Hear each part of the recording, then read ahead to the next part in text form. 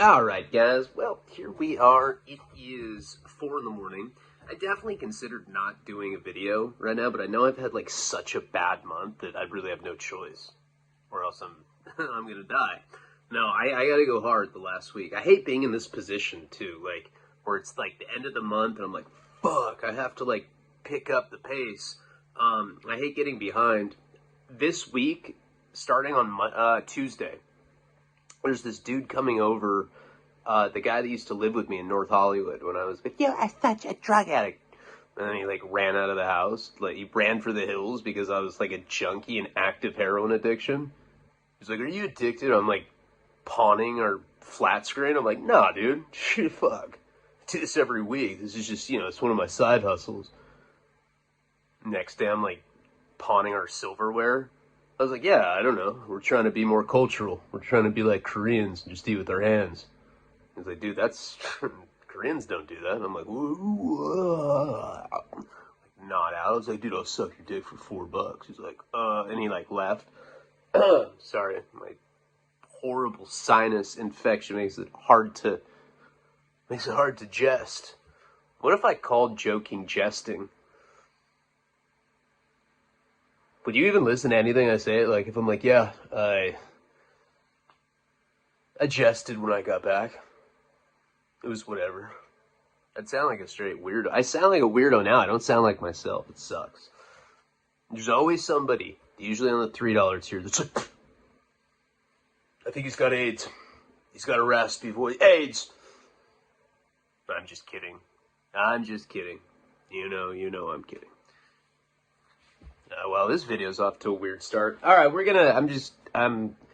see, I tried to do a monologue before this, and I sounded like I do right now, like the robotic slut, and I was like, I can't put this out. I don't even sound like myself, but the show must go on. I don't know. I'm getting tired. I just want to get through it. So, I'm going to try as hard as I can. This is Wasting Talent. We already did the rave story for this chapter. That's the rave that this chapter is actually based off of. So when I wrote it, I remember writing the rave part when I was at Victimville. I remember that. There was like convict carcasses like falling from the ceiling. I'm like, what's that? They're like, it's a fly. I'm like, oh, okay. They're like, no eye contact with the carcass. But of course, when I got out to Wisconsin, I rewrote it a bunch of times. But this part of it, the rave scene was based off that.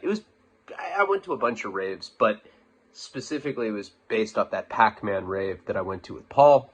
And I broke this section. It's like a different act. Act 2, the party. There's Act 1, the girl. Act 2, the party. Act 3 is Los Angeles. And Act 4 is the poetic ending. Why did I do that? No reason. I just saw that it was in other books, and I was like, well, it'd probably read more like a book if it had that kind of shit. So I just did it. Honestly, there's really no purpose to it. All right, this is chapter 8. All right, let's see if the old sinus infection will allow me to do this. We took the LSD in the parking lot of the hospital. Blair is mad at me because Chad overdosed, and Chad is embarrassed about his freshly stitched asshole. This is the beginning of the night. Angie tells him to give it to her. Sass says, I just got the number. Angie tells him to give it to her. She rummages through a duffel bag by her feet, pulling out a pen and paper. Go ahead. Sass gives her the phone and the van goes silent. I've never been to a rave party. I guess this because I don't like electronic music. I've always thought that it was a lame scene. Conformity, bisexuality, junior high, etc. It's like the different connotations that went with rave culture. I forgot to say, definitely a lot of this stuff right here, oddly enough, when I was at Victorville, I was with this guy named Mikey. He was probably like the kind of guy that you would not expect to be in prison. He's a straight up raver kid, completely fried out from ecstasy. He's like one of those people that's like, yeah, I think I'm busted right now. You're like, yeah, dude, you're in prison. Oh. That's what my dad said too. Yeah, God, do you think that guy has a driver's license? I mean, do they let people like that drive? He was like that. He was completely brain dead from ecstasy. But he was a raver, and he was into dubstep.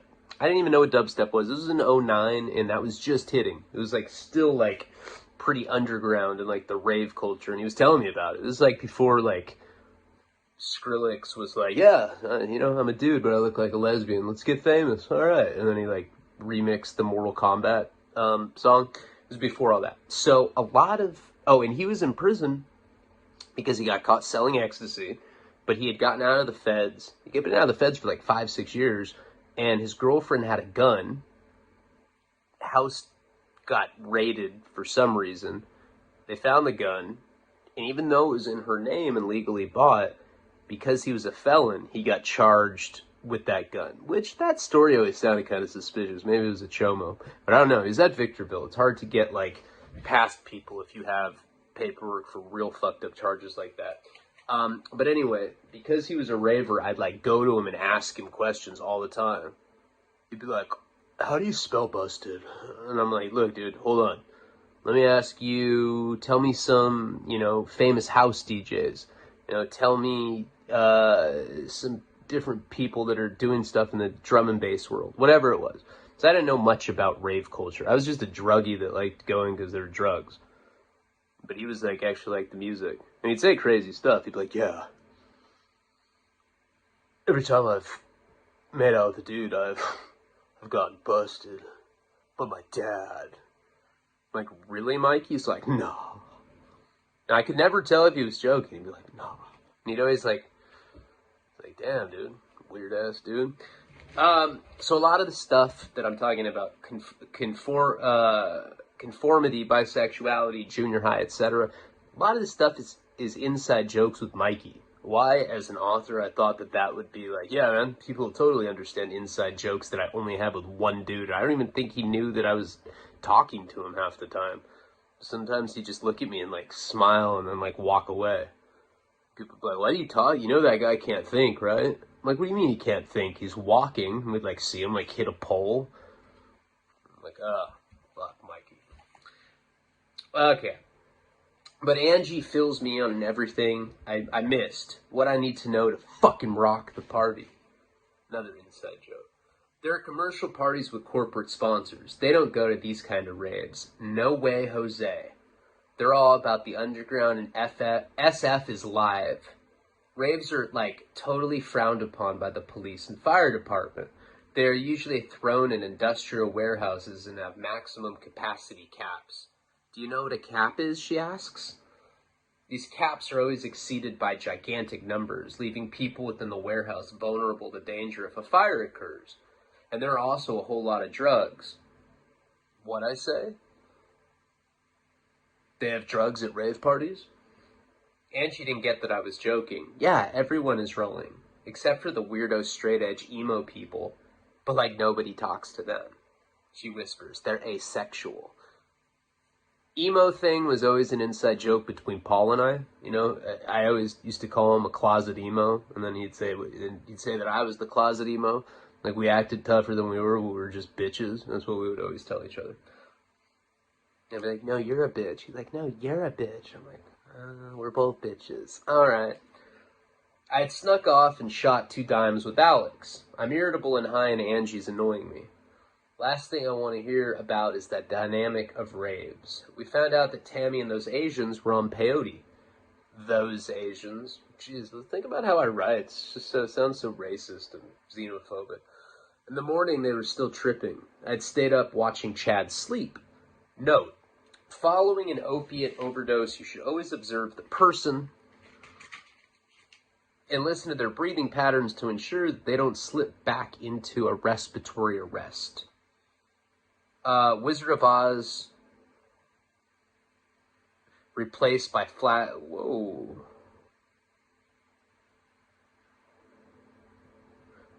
I don't know what's going on. Wizard of Oz was replaced by a flashing DVD menu screen. I had been shooting up to the soundbite, we're off to see the wizard. Chad woke up at 11 in the morning. He was groggy and he said that he pissed his pants. After he put his hand in his boxers, it came back trembling red. It reminded me of the movie Stand By Me, the leeches on the balls and the way he had screamed. At the hospital, we learned that the ice cubes had torn his rectum open. Imagine block ice being rammed into a tiny asterisk. The Reagan-looking doctor had glared at us. I still had my bruised face, and the girls had hair dye and piercings. I mouthed, butt sex. And he jerked his judging eyes back to Chad.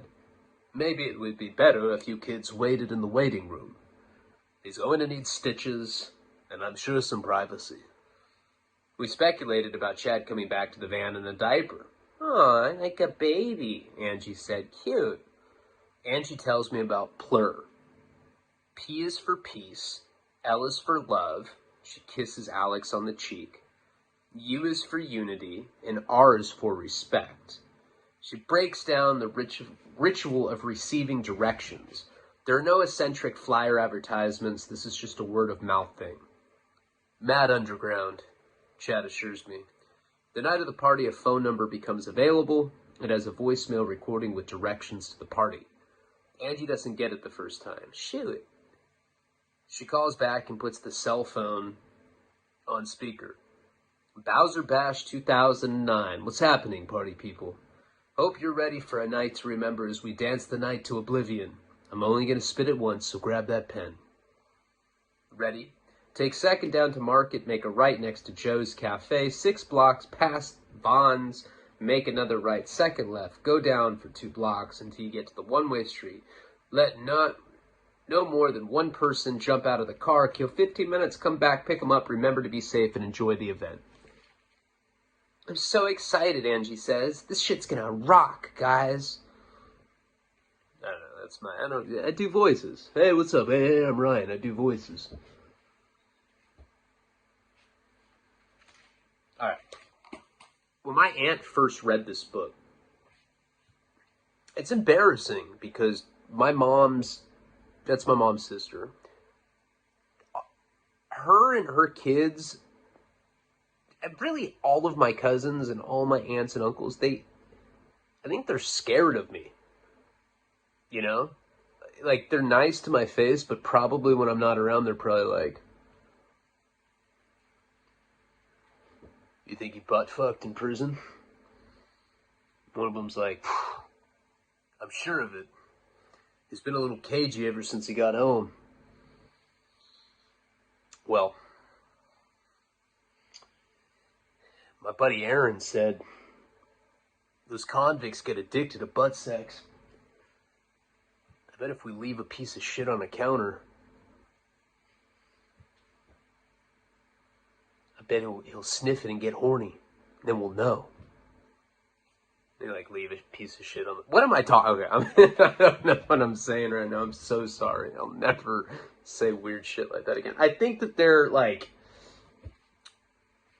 You know, I was joking, but like in a lot of ways not. I think that they really... Who knows what they think? You know, they're not criminal people.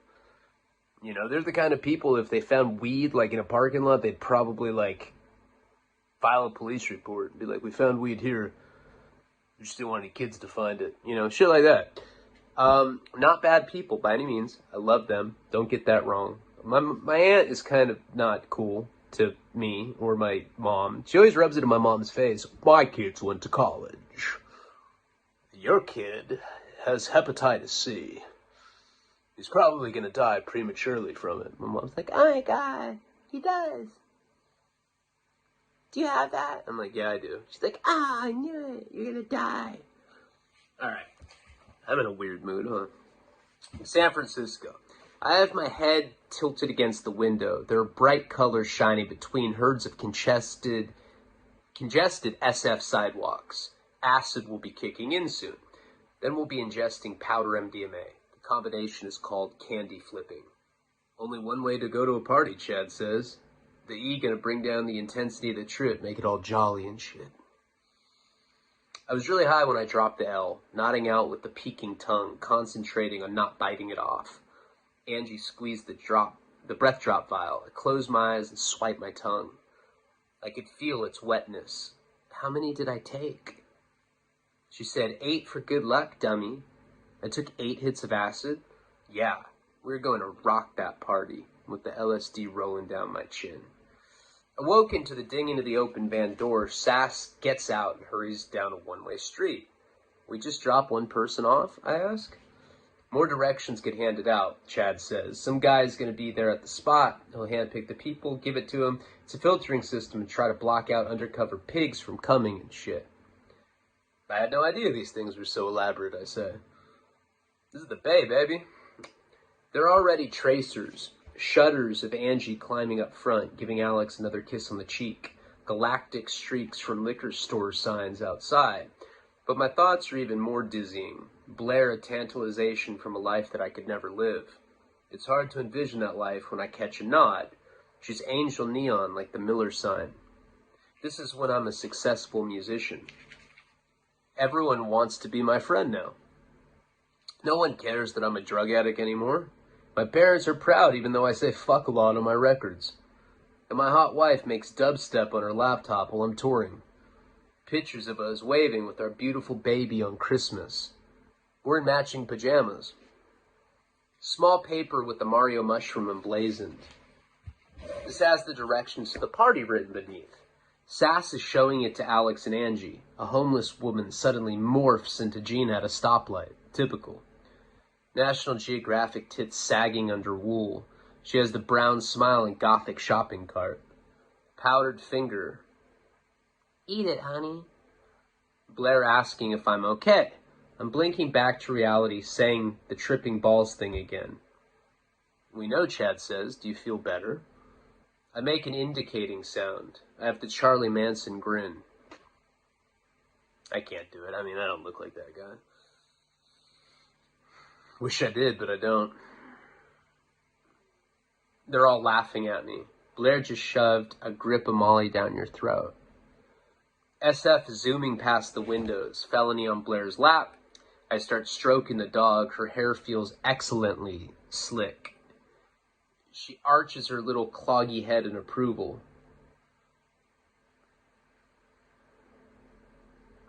Next to massage and bright lights, furry animals offer incredible stimulus when you're high on ecstasy. Blair grabs my hand, twisting an outrageous smile on my face. She says, hey, really softly. I throw my arms around her, felony burning hot between us. Yup, Angie says, you're rolling. We're in this industrial section, endless rows of warehouses blemished by a curling fog.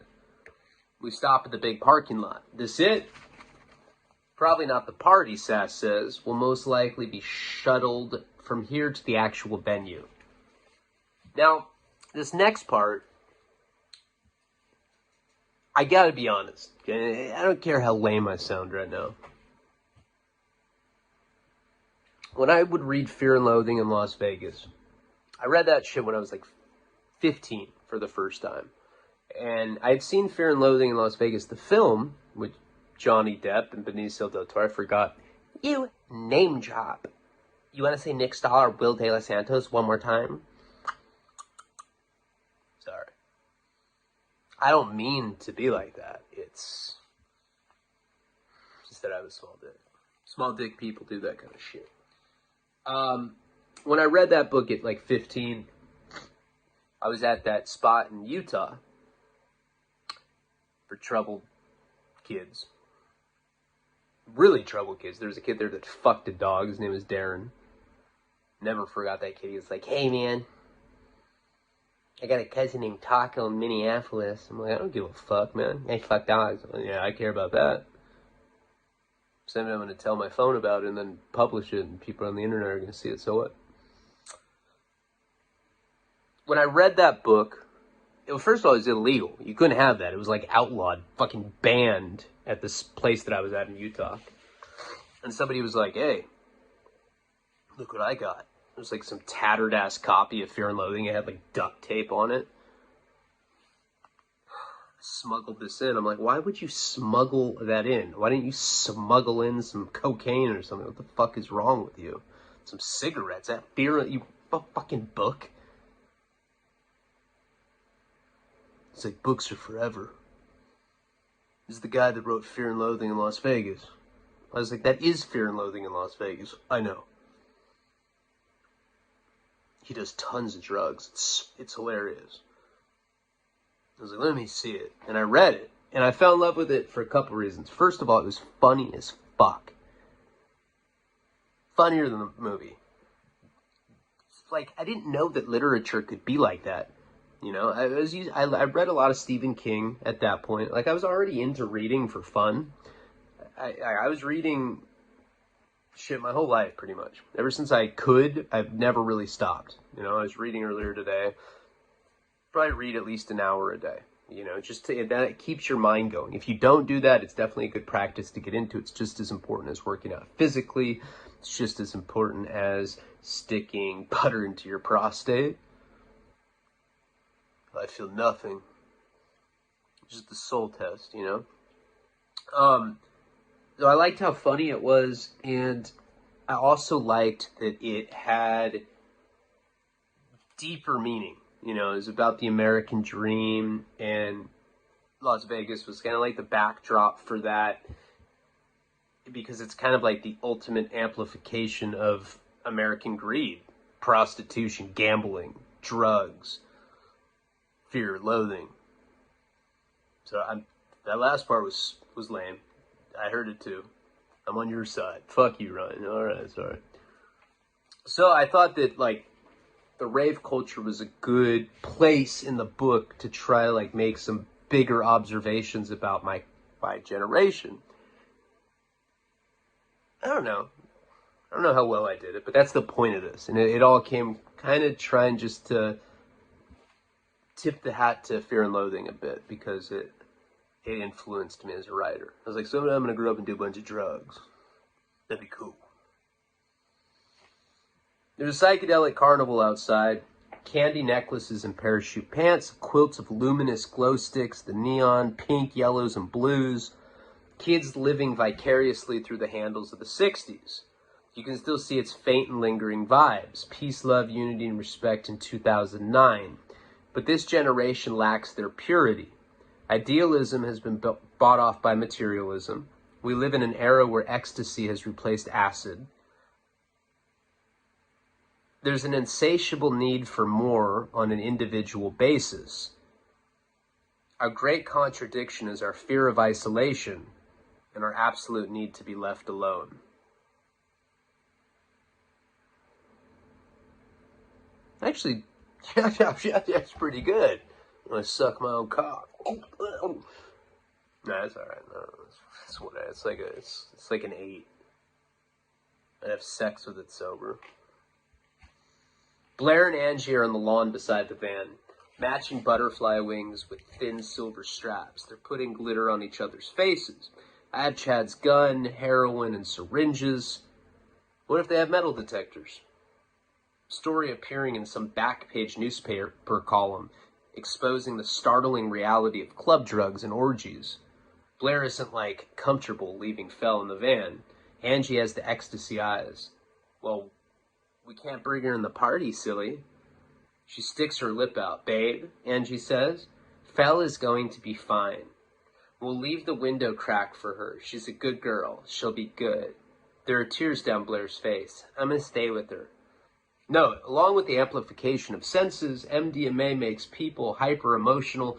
This causes them to overreact, to become melodramatic about trivial situations. Come on, Blair, Chad says. Don't ruin the night like you did at Pac-Man. See? That's where Pac-Man comes from. I didn't even remember that I had, like, given that a little shout-out in here. That's interesting to me. Blair eventually surrenders, giving Felony a farewell kiss. I tell Blair that she looks fucking gorgeous. You look fucking gorgeous. I'm still mad at you. Do you feel great, I say, because I feel great. She laughs. Yeah, I feel all right. Sass grabs her shoulder. We need to talk, he says. It'll only take a second. You always need a second. What, you need to fill my head with more reasons why I should stay away from Damien? I'm a grown woman. I don't need to listen to that shit. I go, yeah, dude. Leave her alone. Who do you think you're talking to? Sass shoves me, huh? Junky piece of shit. Blair jumps between us. What the hell's the matter with you, Sass? That didn't sound sexy. Let me try that again. Blair jumps between us. What the hell's the matter with you, Sass? Sounded too sexy. Sorry, guys. I feel the gun tucked in my jeans, my pupils fearless and saucery. Why do you act like such a broad all the time, I say. She doesn't want you. Blair's holding Sass back. He's calling me a pussy. Chad runs up. This ain't the place, guys. Let's take a walk, Damien. Chad's tugging me on by the t-shirt. We're walking through a gigantic field past rave people and marijuana smoke. He hands me a lit cigarette. I knew that shit was gonna come to a head like this. He's crazy. I seen him do crazy shit to people, dog. Shit you wouldn't believe. He's mad sprung on Blair, too. I think it'd be wise to stay away from her all night. Let things cool down. But I'm watching a girl in flannel make out with some guy. Kissing faces fluorescent from camera phones. This guy has his hands crawling inside her shirt. They're lost in the moment. E is an awesome drug. You rolling, Chad asks, because I'm rolling hard. Guy sticks his hand up the girl's skirt. Chad puts a powdery key to my nose. K? After I sniff it, the faces become unaligned. I try with great effort to put them back together. Squinting doesn't help, and there's some kid talking. Danny the Wild Child is hella cool, he says. I got that from that kid, Mikey. Danny the Wild Child is hella cool, he says. I'm shaking my head trying to stop the nausea. Nasty-ass beats, Sound Tribe, Mendocino, etc. All inside Mikey jokes. God, you'd think that I wanted to, bone his butt. Sorry, I couldn't help. I sounded like a straight creep right there. I vomit across the breathing lard. Yo, he exclaims, going extra hard. I'm wheezing. Leave me the fuck alone. Angie finds us and asks if we're ready. We have to load up on one of those school buses over there. I wipe my nose. Where's Blair? She's with Alex, calming her down. Sash really got to her. Is she all right? Yup, Angie says. She looks hella cool, too. She's not going to let that idiot spoil her night. Besides, she's super giddy about you, Mr. Rockstar. You better not screw her over, Damien. Swear to God I'll kick your ass. There's something behind these lines. So she goes, she looks hella cool, too. She's not going to let that idiot spoil her night. Besides, she's super giddy about you, Mr. Rockstar. When she says she looks hella cool, that song by Rihanna, Cheers, had just come out. She says she got her rave bands on, looking hella cool tonight. I got my rave bands on. I feel it. Dude, this is embarrassing. What if somebody just records this and puts it on the internet and be like, look what happens on Patreon. But that's why I put that on there. I'm not stoned, by the way, if you think I'm acting like a weirdo. I'm just really fucking tired. And sometimes that works to my advantage, because now I'm on some manic upswing of energy. So, she looks hella cool. That's from the Rihanna song. Mr. Rockstar. That's a much funnier story that I've never told anyone. So, I had a tattoo artist when I was in Wisconsin named Steve. He's a really good guy, but his nickname was Stupid Steve. He'd be like, oh, ha, ha, ha. Did I ever tell you the story about when I took a piss on a fucking CHP? I'm like, nah, Stupid Steve. I hate that nickname, but it's kind of funny too. He was that kind of guy. But he was a good tattoo artist. He was a skinhead. He always woke up and be like, I hate black people. And I'm like, because my dad sent me a birthday card and Obama was on the cover. It's happy birthday. And he was serious. I mean, I did campaign work for Obama. My dad just was being a cool dad and sending me that. He didn't know that I was living with a bunch of skinheads. So I put that up on my bulletin board, and every day Steve would wake up and be like, I hate you, liberal queer. But he was really a good dude. He got in a fist fight over me. We talked about that. So he started tattooing, and he's like, hey, I'll tattoo you for free. He did a a lot of my leg tattoos on one of my legs, and then I wanted a tattoo on my stomach. Didn't know what I was going to get yet.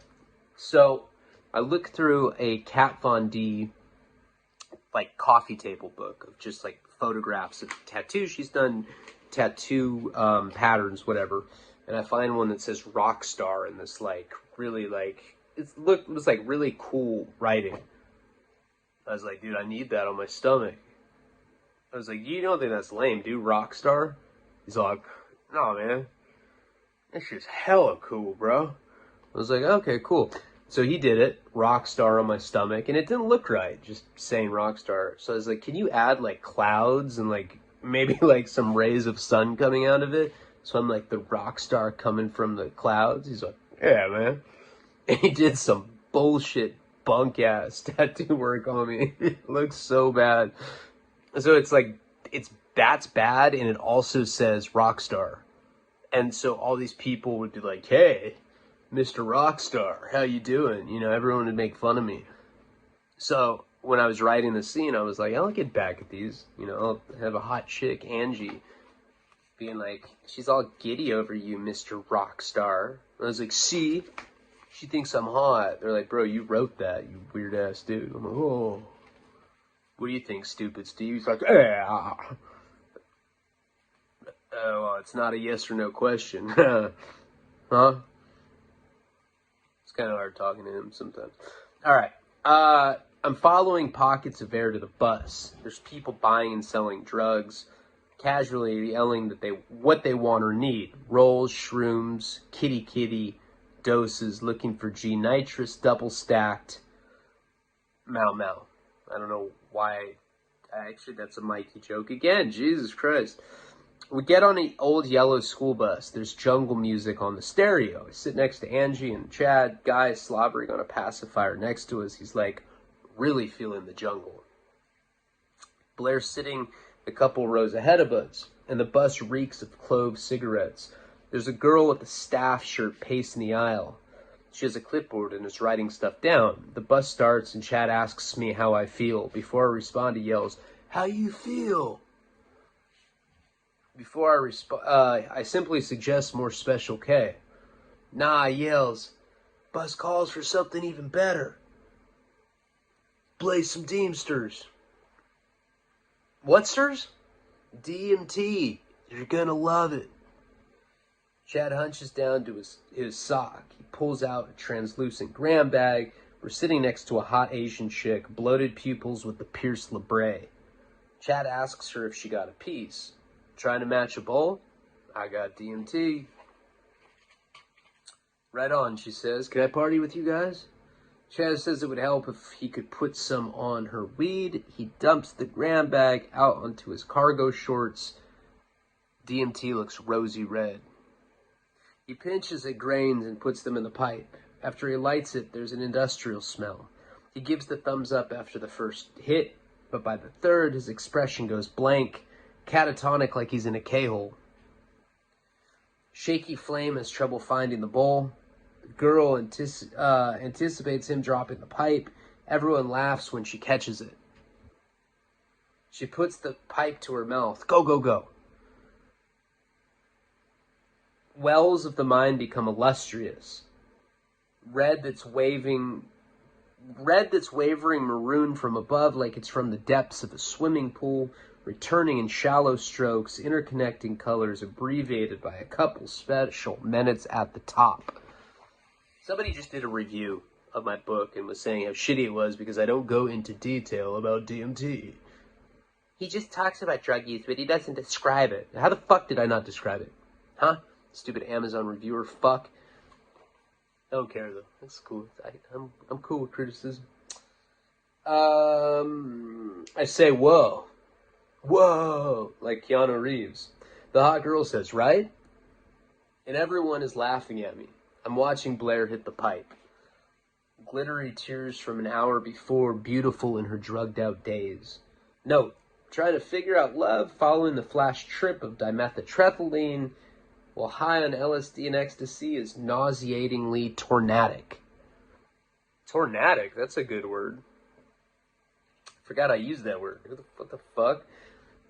So when I was writing this book, I wasn't like looking at a thesaurus all the time to find bigger words or anything, but sometimes I'd be really bored and there was this like dictionary that was like probably like this thick. It's like some old antique dictionary that had like thousands of words, and it had words like that: tornadic, tornado-like, tornadic. And so occasionally I'd find some random ass words and I'd just throw it in there to remind me of that time. Really, it was like more for me than anything else, you know? It's just such a random word. I'm about to throw up, watching rubber peel on the floor when the bus comes to a sudden stop. Blair must have gotten up while I had my head down. I'm following a line of people off the bus. Security girl yells, "Be safe, love." There's a huge rectangular warehouse sitting atop of a gloom body of water. Kids waiting in line, smoking cigarettes. Manic hint of drum and bass from inside. This is why I told you guys the story the last video, so you can kind of like compare it. They thrust their hips with a pumping fist, like we're at some hip gay bar in South Brazil. Guy next to me has Wrangler overalls on, and they listen to techno. Strike three. Chad making out with the Asian from the bus, and she's talking to the guy in overalls. He leans into me. "Call me Snake." They have gay South Brazilian nicknames, too. Smiley, Panda, Gravy, Pookie, etc. Blair walks up and slaps my butt. "I'm Porpius," I say. "Porpius the proprietor." She laughs. "Right on. What's up, Porpius?" "It's Porpius the proprietor," I say. There's a skinny kid, and you remember that's from Angel Names when my friend Opius and I thought we died on Chlorocetin, cough, and cold. We were on a bunch of DXM, and once we were dead in this like weird hallucinatory fit, we had to come up with angel names because we human names we couldn't have. We're angels now. Duh. It made sense at the time, and then we just would call each other that the rest of our life. There's a skinny kid at the front door. He's taking in $40 at a time. Sass pays for all of us. Skinny kid grabs my hand. I squat down, anticipating a metal detecting wand. He slams some sort of stamping device in my hand. It leaves a faded ink Mario Brothers princess. I'm calling him an insensitive asshole as he pushes me into the blinking entrance. The warehouse is crammed full, steam emanating off moving bodies. Chad's showing me the drum and bass room. He calls me, "Porpius." "It's Porpius the proprietor." "Whatever, dog. Want to check out the house floor?" Chad seems not to hear me. He's towing me by my sleeve. We're slipping through sweaty people. He gets swallowed by dancing clusters ahead. I'm trying to keep my eyes on her. We come to a carpeted staircase. Chad turns around and shouts something. His voice is drowned by the music. I'm following him up the stairs. Inflatable mushrooms hanging up from the ceiling with polka dots obscured by strobe lights. Jesus, how much fucking longer is this? Fuck, no, I'm just kidding. I'm good. We'll get a full hour out of this. It's impossible to spot Blair down here. There's a lot of girls with the same butterfly getup. We come to a line of people wanting to buy bottled water. No, they are charging dehydrated ecstasy victims $5 for generic water purchased at Costco for 15 cents a bottle. Totally plur. Some girl gives me a gamma butyric hydroxylic acid. Gatorade cap tastes like licorice. She nods happily and kisses me on the cheek. I watch her weave her way through people, little pink backpack disappearing into a crowd. Super random GHB fairy. I get separated from Chad. After cautiously making sure no one is watching, I slip into the house room. There are new age disco melodies. For some reason, I'm embarrassed that I like this shit. I feel like it threatens my masculinity. I have my fist in the air like some sort of Guido thug. It's Jeff.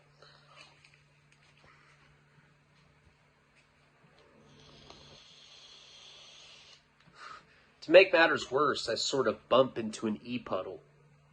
I've heard of these things, but certainly never seen one. Everyone is rubbing each other, and I get tugged right in. Guy kissing a girl kissing a girl, and another girl kissing a girl. The short one with pigtails grabs my shirt. Another hand creeps up my back. There's a finger run along my happy trail. Heavy breathing in my ear. Fuck. Jesus, was that Snake's voice?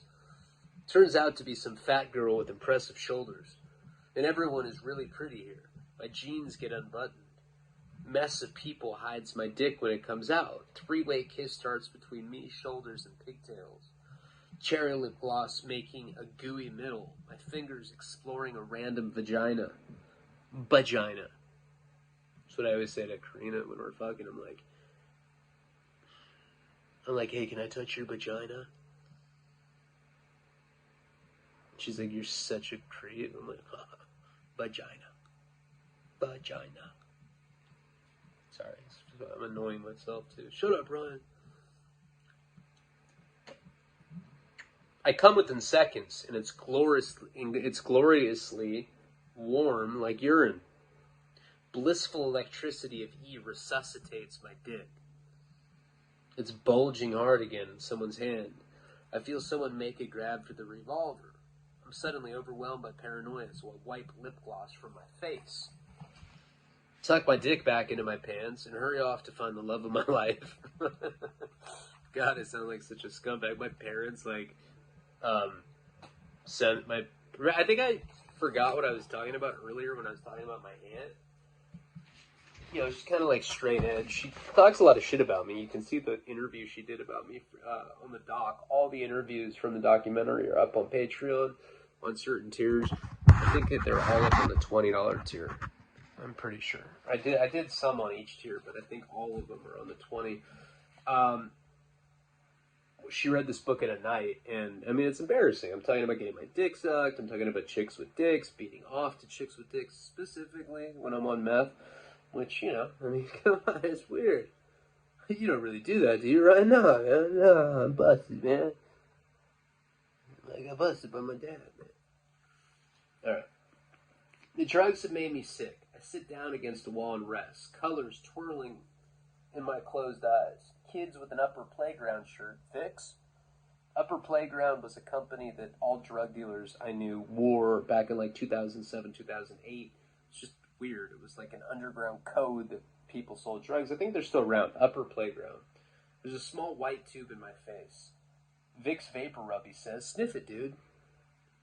Menthol euphoria ripples through me.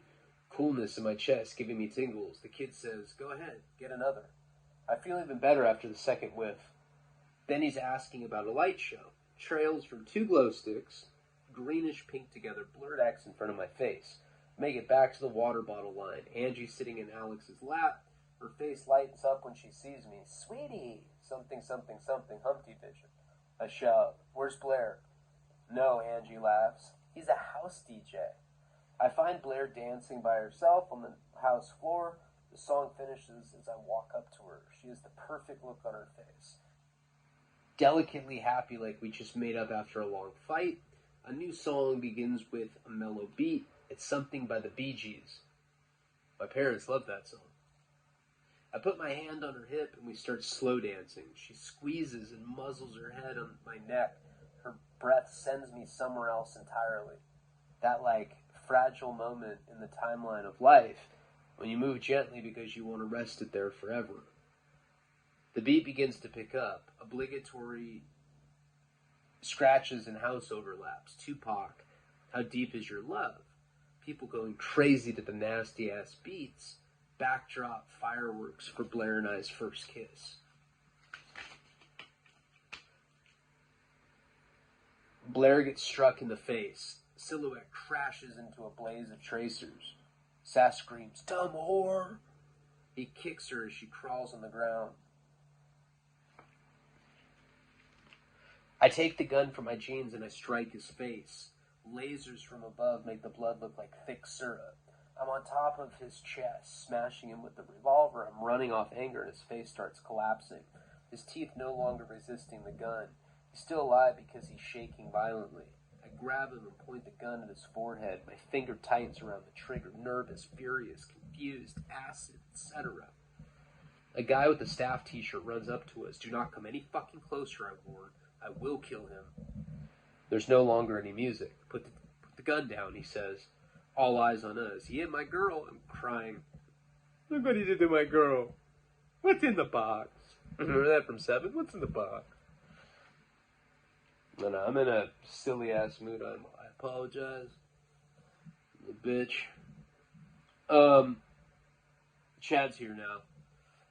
Dog, what's going on?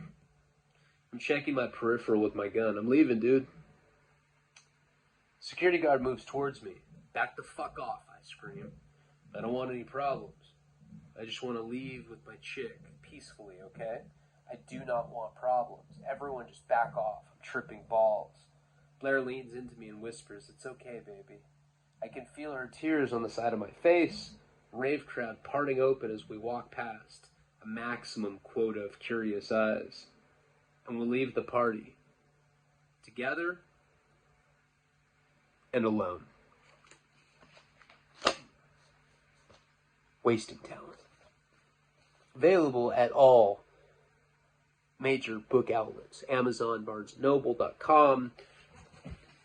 And that's that.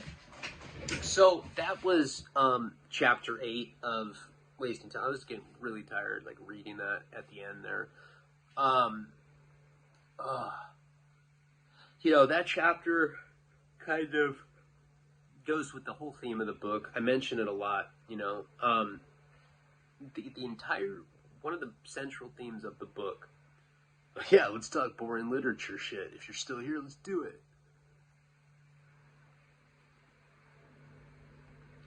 Throughout the book, I kind of explore that paradox of my generation, where it's, we want to be alone, but we're all codependent. A lot of that's because of social media, because of cell phones, because of text messaging, because kids are watching porn at alarming rates.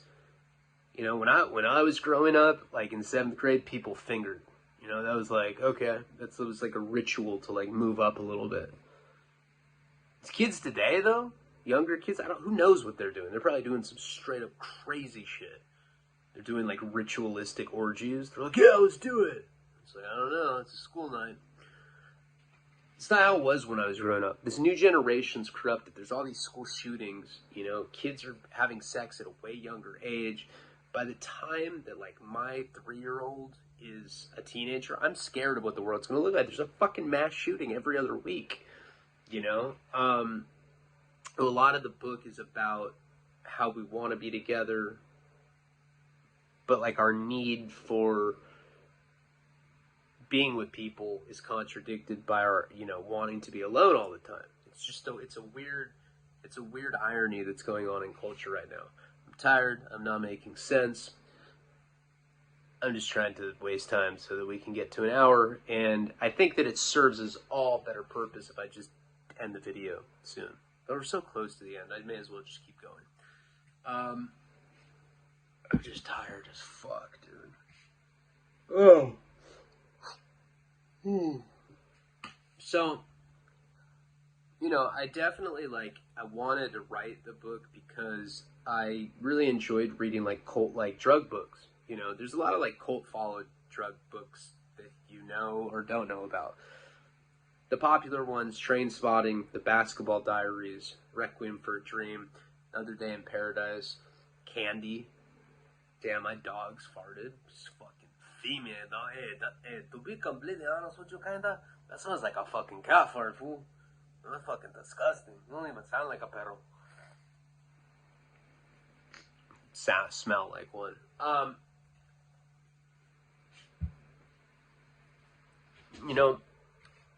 That's because I'd read all the classics. I wanted to write my own, but I also didn't want it just to be some druggy book that didn't have any meaning. There is meaning in it. Now, I'll be the first to admit, I wrote that when I was 23, 4, 25, that range. It's probably 25 to 26, realistically.